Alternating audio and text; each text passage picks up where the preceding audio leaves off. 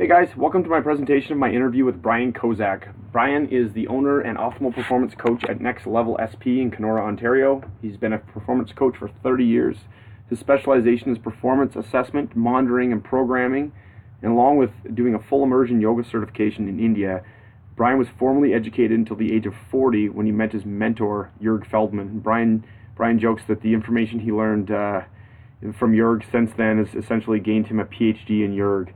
The topic we discuss is an energy systems development using the Moxie and Spirit Tiger devices. And I heard of Brian when he was referenced by Aaron Davis on the All Things Strength and Wellness podcast. And I knew by the stuff that Aaron was saying that he was a guy I needed to get a hold of and connect with and learn from. And I'm sure glad I did. Brian is a wealth of knowledge, and he's more than willing to teach and connect.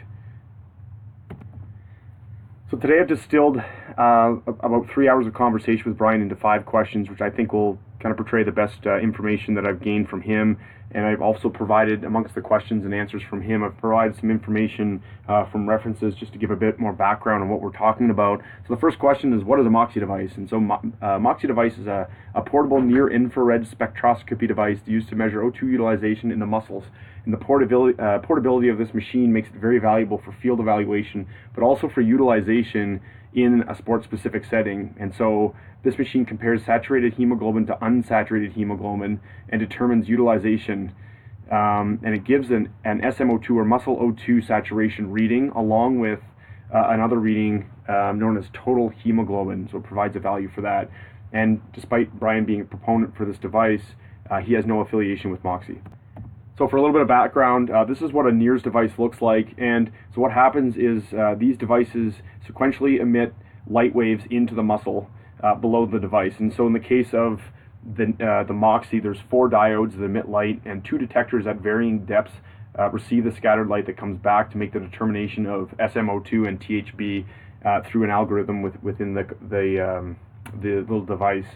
And so NIRS has been validated for SMO2 and metabolic demand measurement. And so when Mancini and others in '94 and Crum and others in 2017 determined this to be a valid tool, they used SMO2 as a measure of metabolic demand, just for information. It's been suggested by Crum and others in 2017 to use this on subjects with a BMI of less than 32.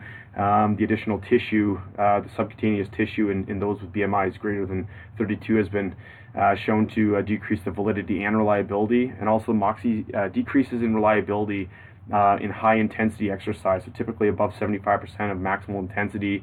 And Crum and others in 2017 suggested or hypothesized this may have been a result of stronger muscular contractions at those higher intensities, which perfectly supports Brian's main objective when using this device, which we'll get into.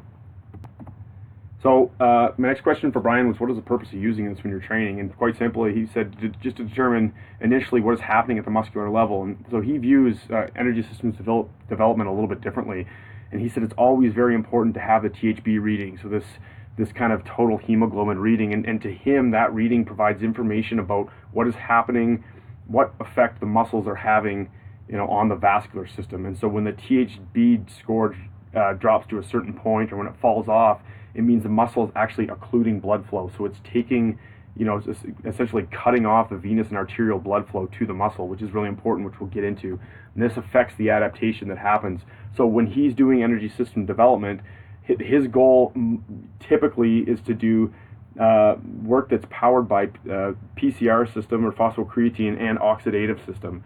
And if the muscle occludes, so if the muscular contraction is too strong, and this THB score will represent that, glycolysis kicks in. This dramatically decreases the amount of time the athlete can work and exert effort.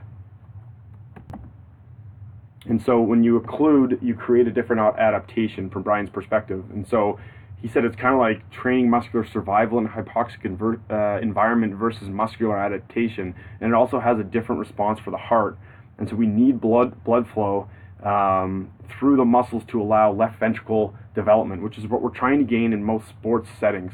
And so if we're training for transfer to a sport, we want to make sure our development in all of our areas is proper. And so Brian mentioned that what happens at the left ventricle is we let blood flows through the muscle, our heart's pumping, blood flows through the muscle, the left ventricle, fills up, and there's a reactive response that happens, and we shoot blood back up through the vascular system. And we know this as the Frank-Starling mechanism. But what happens is when the muscle occludes blood flow, there's less venous return, and the right side of the heart is forced to do more work. So the adaptation is coming in the right side of the heart versus the left ventricle filling up with blood. And this is because there's less blood that's flowing back through when the blood becomes occluded in the muscles.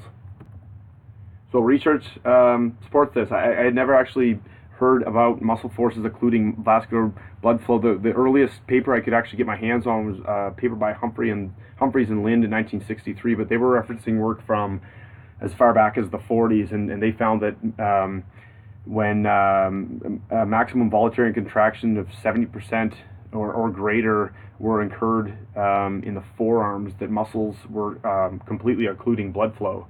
And so the interesting thing I found about reading about this stuff is that THB reading and NIRS devices were never portrayed as a measure of muscle tension. I really enjoy how Brian is on the edge of the research with this technology, and him and a small cohort of other coaches, kind of around North America and Europe, have come up with their own way to read the data and apply it, into the training setting.